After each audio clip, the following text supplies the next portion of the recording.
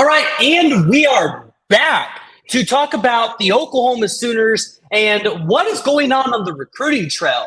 And there are a couple of notes, a couple of nuggets that I think I want to pass along today. And we're going to start off with just David Stone, again, how I'm feeling. We're going to do this every day until he commits. That way, we can keep you guys up to date with the most accurate information that I'm hearing on that front. But before we dive into it, before we talk about it, go ahead, hit that like and hit the subscribe button. Jump down in the comments below and let me know what y'all's thoughts are, because the Oklahoma Sooners in 2024 and 2025 are making some grounds on the recruiting trail. Now, 2024, it hasn't lived up to our expectations. I understand that. As some of you have pointed out, I was wrong about one area. I said it would be Oklahoma. But you know what? It's potentially time to just move on. And if he signs on signing day or anything changes, we will let you know. But when it comes to the 2025 cycle, OU is trying to start this class out very strong. And where there were a couple of recruits that I was kind of telling you, hey, you need to keep your eyes out. Oklahoma might be pushing to get this guy committed early. Well, we're going to start with Gus Cordavo. Gus Cordavo, an edge rusher here in the 2025 class, an Oklahoma guy. We were thinking maybe in July, August. Then it came to September. Well, now I'm kind of hearing that this recruitment might drag on a little bit longer. Hey, want to potentially that family and Gus want to explore some other options. So I wouldn't be expecting a commitment from Gus Cordavo in September.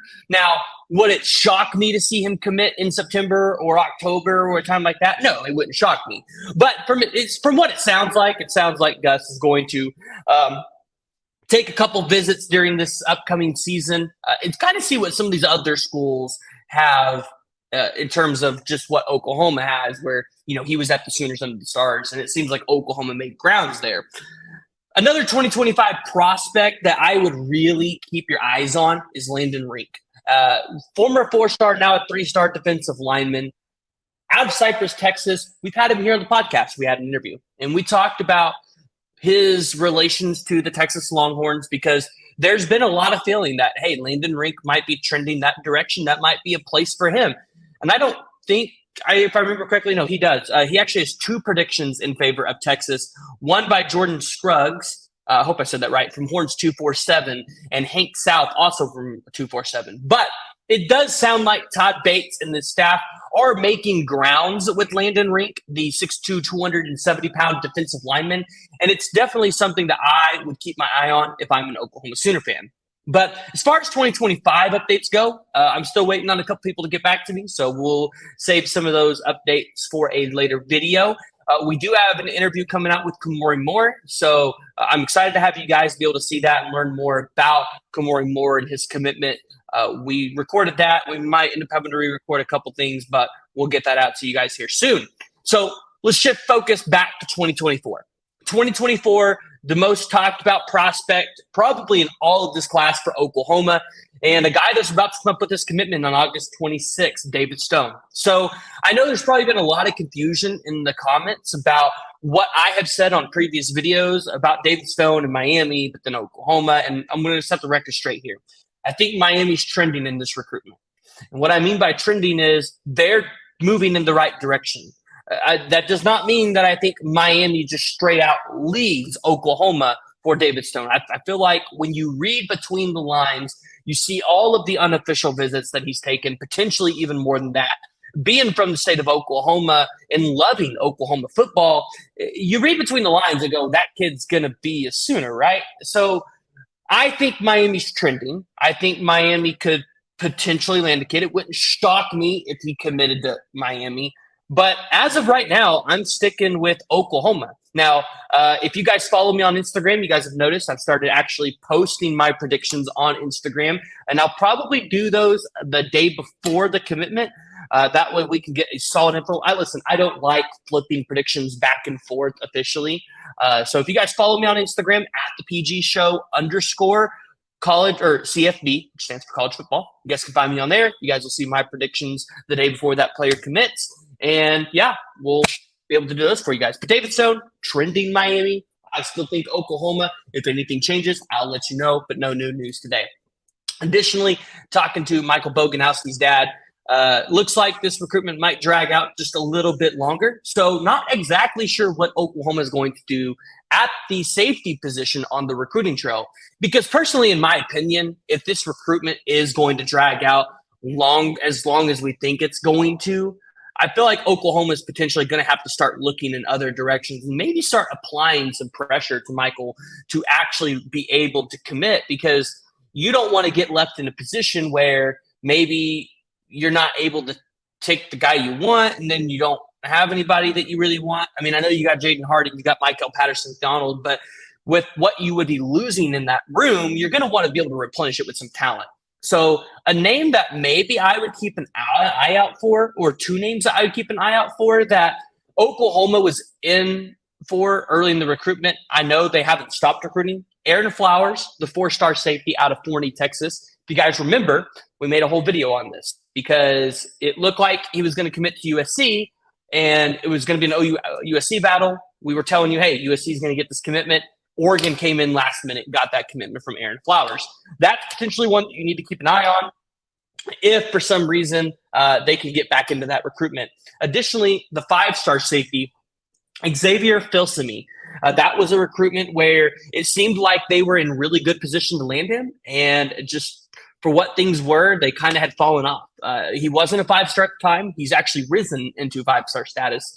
So it wouldn't shock me to see Oklahoma maybe test the waters, see Brandon Hall and Jay Valai, to see kind of where these guys' commitments actually stand with these schools, and maybe try to get them on campus for a visit this season. Because, well, if the defense starts to improve, I feel like you're going to draw that defensive talent on visits this season. So additionally, on the offensive line, no news. I feel like that's good news, but we're still waiting on the commitment from Grant Bricks, Daniel Akinkumi. You're waiting on Eddie Pierre-Louis, but you've also got Jordan Seaton, the 4-star, probably by the end of the cycle could be a 5-star offensive lineman, plays at IMG Academy with David Stone. Right now, it probably looks like he's going to stay maybe with Florida or South Carolina or somebody like that. But if Oklahoma can land David Stone, maybe that opens up the doors for you to go out there and get an IMG Academy guy like that. Remember, I've said you need to watch that all season, because a guy like Jordan Johnson-Rubel, who's actually committed to Texas right now and is a safety, that could be somebody that you could look at, right? David Stone could get you back into that recruitment. And then on the offensive line, you'd have Jordan Seaton. So, again, not a whole lot of news, not a whole lot of strong, just great updates, but I wanted to get you guys something out there, especially on the Gus Cordavo front, because I know that's something that I feel like a lot of us have kind of been waiting on, that and Mozee for the 2025 class. Honestly, I've kind of heard from a couple people that the Mozee stuff's probably going to drag out a little bit longer than what Oklahoma fans want. So we'll just have to keep our eyes out on that one as well. But I don't have any necessarily news for y'all there. I feel like y'all probably know that already. So Gus Cordavo, I would expect that to probably land sometime maybe at the end of the year or early next year, which is fine, because I don't feel like you want to have your class completely built before the end of the year, before the 2025 cycle really gets into effect, and basically not have any room or not any momentum. My question is what's the NCAA going to do about the 25 commit rule? Are they going to stick with that in 2025, going back to that model? Or are they going to open it up to say, hey, like, you have 34 open scholarships this year. You can take 34 players in this class if you want to, so it'll vary school by school depending on how many scholarships you have open. It's definitely going to be something that we potentially want to keep our eyes on. Upcoming commitments, Andy Bass, the 4-star athlete. Keep your eye out on him. We will have a post-commitment interview coming up for wherever he ends up committing. Whether that's Kansas State, Syracuse, or Oklahoma. It's just somebody that we've been following, so we'll do a commitment interview regardless of where that commitment stands. So we'll have that one coming for you guys. Like I said, we'll have Kamori Moore coming for you guys. And then we'll have a breakdown of the David Stone recruitment after his commitment as well, and talk about just how crazy it was. And, hey, if he ends up committing to Miami, we'll potentially be talking about Oklahoma flipping this guy all the way up until National Signing Day. So, guys, I want to hear from you. Go ahead, jump down in the comments below. Let me know what y'all's thoughts are around the Oklahoma Sooners, the 2024 recruiting cycle, and what they're doing in 2025. What's going on with Oklahoma on the recruiting trail? It's exciting. And you would imagine that if Oklahoma shows a significantly improved defense, I would imagine a top 30 defense this year, you could see a lot of elite talent, not only in the 2024 class, but the 2025 class, re-give Oklahoma another look. So, guys, again, want to hear from you. If you haven't already, go ahead and hit that like, hit that subscribe button.